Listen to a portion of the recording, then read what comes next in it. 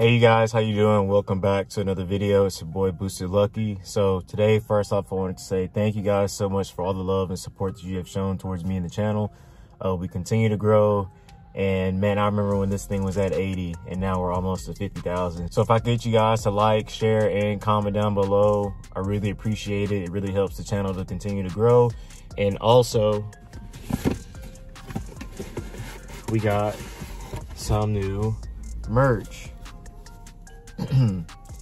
So if you guys haven't already, this is the new Boosted Crew t-shirt. We also have hoodies and crew necks and sweatshirts, all on the link in the description. I'll throw a little link right here for you guys to click on that also. I think these came out really nice. I designed everything and made it all myself. So if you guys would please support the channel, go cop some merch and support your boy in the build so we can continue to do awesome badass things. I would really appreciate it. All right, so I'm not here to bullshit you. I'm not here to, you know, throw any sprinkles on the cake or anything like that. I'm about to just give you the full shebang. Modifying these cars, they're heavy. We know that. You have to do a lot in order to get it to perform the way that you want compared to a lot of these other cars out here, right? So when you're modifying, let's say the V6 platform, the only real effective things that you're going to be able to do, if you want to keep that car NA, you're going to have to do every single thing underneath the sun in order to get that car running the way you want it to. You're gonna have to do, you know, all these kind of bolt-ons, weight reductions, gear swaps, exhaust systems, everything in order to make that thing at least run a 13 or something like that, right? So now that is decent. You see all these everyday passenger cars around here. You're gonna be able to gap trucks like that and whatever. But when you're starting to talk about like the real performance, like heavy hitter stuff, you're gonna have to boost that car. So V6 guys, most effective stuff for y'all is going to be, you know, forced induction, nitrous, things like that in order to get that car to perform, you know, above what a stock scat would be. Now you're going to be paying probably significantly less than what a scat pack costs, especially with the way that cars cost now. Boosting those cars, that's still effective. There's nothing wrong with boosting a V6 or having a V6 or anything else like that. Everybody that's sitting here, if you got a problem with that, guarantee you wouldn't have wanted to run the other V6 that I had. And that's, you know, basically all I had on that. People don't really want to lose to a V6, especially once they're trapping 7s in the 8th mile. So that's it for the V6 guys. All right, so for the V8 guys, you got a lot more options out there as far as, you know, people that are willing to work with you for mods and things that are made and X, Y, and Z, right? So biggest thing I would say for a V8 guy, also best way to make your car immediately fast is to boost it. So you can boost those cars just like how you can boost the V6. You can go nitrous, you can do, you know, whatever. But I've also seen a few people with NA setups that are also very effective. But with those guys, man, they have everything. They have ported heads, they have a cam, high revving cam, great, you know, a great high revving valve train system that it's off inside of the car. These guys have 5-inch intakes that are straight, you know, like legit cold air intakes. I'm not talking about no, you know, little filter and everything else. No, I'm talking about a velocity stack style, you know, aluminum intake that is, you know, sticking right out the hood so that you can shove as much air off in there as possible without having any kind of restrictions. So you're also going to need a lot of weight reduction because these cars weighing in about like 42, 44, all the way up to 4,700 pounds. You're going to be trying to compete with cars that weigh about like 32, 3,000, you know, 3,800 pounds is like the average of every other car, right? So these are some heavy cars. If you don't got a lot of power, you got to do something to make up for that big difference. So, you know, obviously the most effective stuff is, you know, having a tuned car.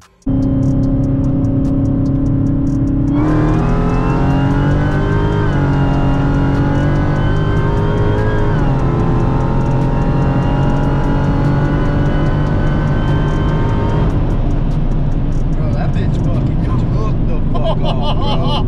Having a car with an upgraded throttle body, having a car with an upgraded intake system, intake manifold, going on E85, a better fuel system, running, you know, race gas. You know, all of these things are like the, you know, meat and potatoes of building a performance car. Lightweight brakes, lightweight rotors, lightweight drive shaft, upgraded, you know, gear ratio. What else am I missing? You know, lightweight body panels, trunk, hood, everything like that. You're gonna have to do everything to get these cars down in weight into that same class and category. And then on top of that, trying to shove a whole lot of power into the motor while making sure that stuff doesn't break, you know? So there's a lot of things that you can do to make these cars really, really fast. And I'm just saying the most effective stuff, you know, right now, if you're a V8 guy, is to boost that car, drop a lot of weight, get on some race gas, get a super good tune from, you know, one of these reputable tuners. You got Team Hellcat, you got Dusserhoff, you got Tim Barth, you got ZH, you got Hemi Fever, you got OST Dyno, you got HHP, you got Demigod Tuning, you got everybody, dude, that's out here that can help you to, you know, really put some sauce on that car. But the most effective mods are going to be things that increase that airflow and, you know, lighting it up using lightweight components. So that even goes as far as lightweight rims, wheel and tire setups. You have to start calculating your tire height and the gear ratio of your rear end so you can make sure that you're not running too small of a tire or too short of a tire, you know, that's making you lose mile an hour on the big end. You know, all of these kind of things you have to take into an account. And I've learned that coming from the V6, you know, to the Hellcat. I wish I had, you know, used a lot more weight reduction on the V6. That aluminum motor, that car weighed only about 4,000 pounds, right? I could have lost all of the stuff in the interior, used my drag pack, use a, you know, dump exhaust, all that kind of stuff, and probably got that car all the way down to like 3,700 pounds. And, you know, that's not even including lightweight brakes and rotors and everything else. That car could have probably got down to maybe 3,600 pounds. Like, that would have been a really, really effective and fun setup to have. But, you know, what some people really have to understand, and I know that there's some out there that do, is that not only do you have to do all these modifications, but you have to also learn how to drive that car. It took me a while to understand, like, when my car wasn't tuned, the shift points and what the car was actually capable of. I was racing someone in a ZR1, right? In the first few races and everything, I'm like, man, this guy's like, you know, really pulling away. I have the car in track mode. I'm doing all this kind of stuff to it, and it's not like really, you know, working the way I want it to.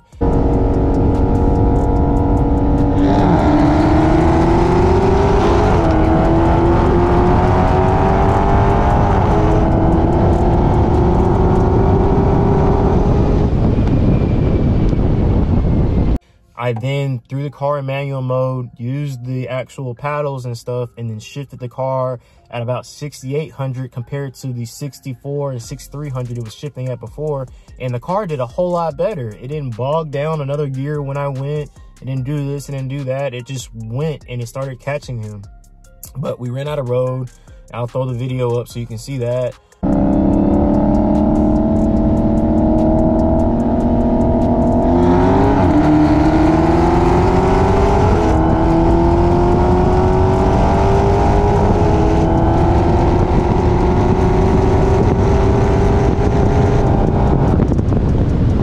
But not like on some real stuff, not only do you have to do all these modifications, but you have to know your car. You have to learn how to drive. You have to get seat time, legit seat time. You can't go watch somebody on a YouTube video and then just go immediately repeat what they do unless they're just like, you know, somebody that's just like messing around or whatever. The biggest modification is going to be a driver mod. Number one, make sure you know what you're doing. Number two, get a cold air in. Not a cold air intake system. Number two is to get an effective tune from a reputable tuner that speaks MOPAR, that knows what they're doing. and that can help you to achieve whatever goal it is that you're looking for. They're going to also be able to guide you on what mods they want you to run for that setup, what they also think is the most effective, and things of that nature. For me, with my V6, the most effective thing was going to be to boost that car and change the gear ratio in it. That got that car moving a whole lot better. And by doing that, it was able to go out there and compete with a lot of guys, run down a lot of like freaking badass RTs with tons of bolt-ons, cams, and everything else like that, you know, and it was just an awesome car to drive. Same thing with this one. Once I learned how to drive this car, once I learned all the little mods that I needed or mods that I still want to do, this is going to be a super fast and super fun car. This is a 2018 Dodge Challenger Hellcat wide body. If you guys haven't seen, it's making about 1,000 crank. I'm just going to say it's in the 8 range, probably to the tire. And it's a really, really fun car. Now, I have to do a lot in order to make sure that this car, even though it's all the way up there as far as like, you know, power and stuff, I still have to do a shit ton to get this car to move the way that I want it to when I go out here to race these people, because they know their setups, they're ready to go. I know mine, and we go out there and we compete. So that's the biggest thing, you know, from my experience, y'all. The most, you know, effective mods are going to be things that increase airflow. So intake manifold, throttle body, cold air intake system, ported heads, cam, you know, things like that. Changing the fuel that you're running to, like, you know, E85, race gas, MS109, C16, M5, nitro, all that kind of stuff. You know, Ignite E90, all those things. Those are, you know, effective stuff. Upgrading your fuel system, your injectors, you know, using lightweight modifications, Kirky seats. If you don't know what a Kirky seat is, it's an aluminum racing seat. Lightweight brakes, wheelwood brakes, you know, lightweight wheels, all those kind of things, you know, lightweight components. What else? Exhaust systems, having a free-flowing exhaust, long tube headers, off-road mid-pipes, dumps, all that kind of stuff goes into it all, and you have to like really familiarize yourself with all of this stuff if you're going to go out here and try to make an effective race car.